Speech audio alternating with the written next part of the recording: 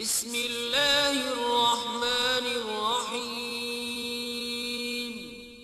شروع اللہ کے نام سے جو بڑا مہربان نہایت رحم والا ہے۔ نحمدہ ونصلی ونسلم علی رسولہ الکریم، اما بعد۔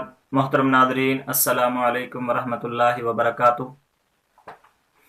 آج میں آپ حضرات کے سامنے 3 موضوعات پر مختصراً گفتگو کروں گا۔ نمبر 1 کہ روزہ اگر ٹوٹے گا تو اس کی کتنی صورتیں بن سکتی ہیں۔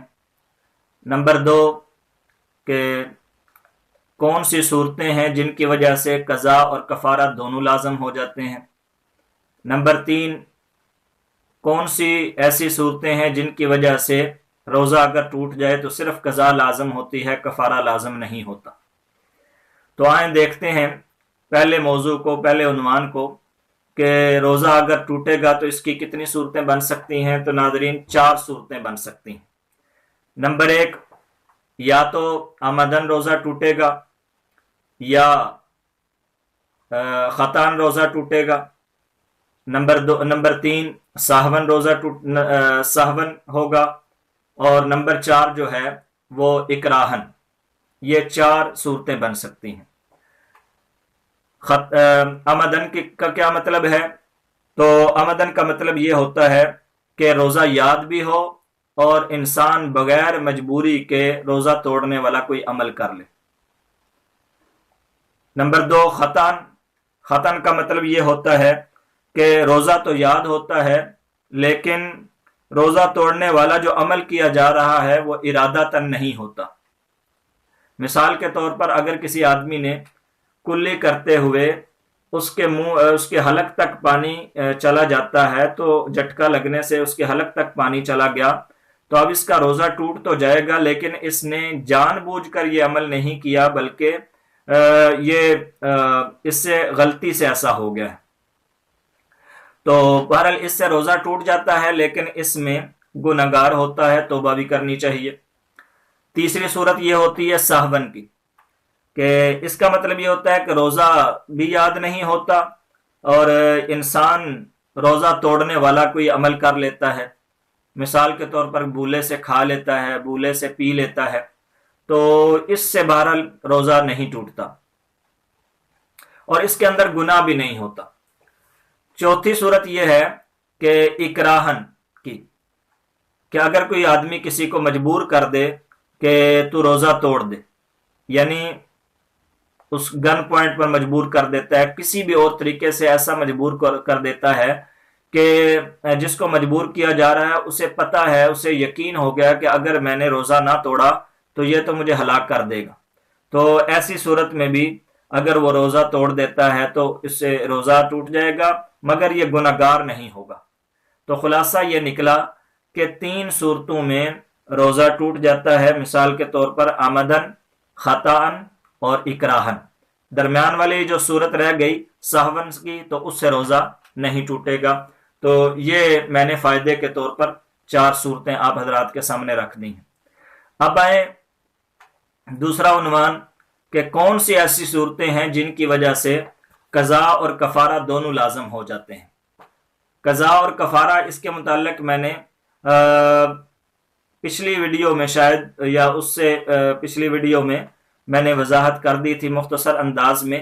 تو ابھی بھی میں آخر میں ان دونوں عنوانات کے بعد قضا اور کفارہ کے متعلق تھوڑی سی وضاحت کر دوں گا۔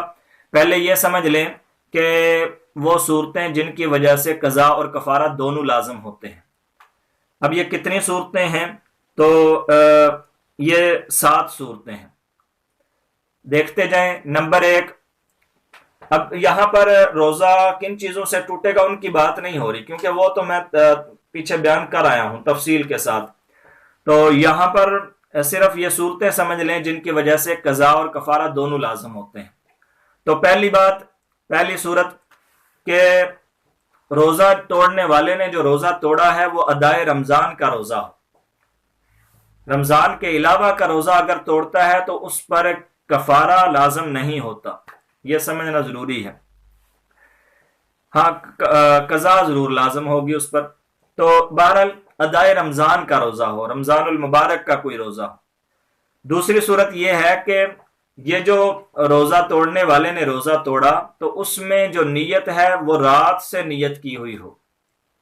ایسا نہ ہو کہ اس نے دن کو نیت کی ہو، کیونکہ میں نے وضاحت کی تھی کہ رمضان کے روزے کی جو نیت ہے وہ رات کو بھی کر سکتے ہیں، اور اگر رات کو کوئی آدمی بھول جاتا ہے تو زوال سے پہلے پہلے بھی کر سکتا ہے.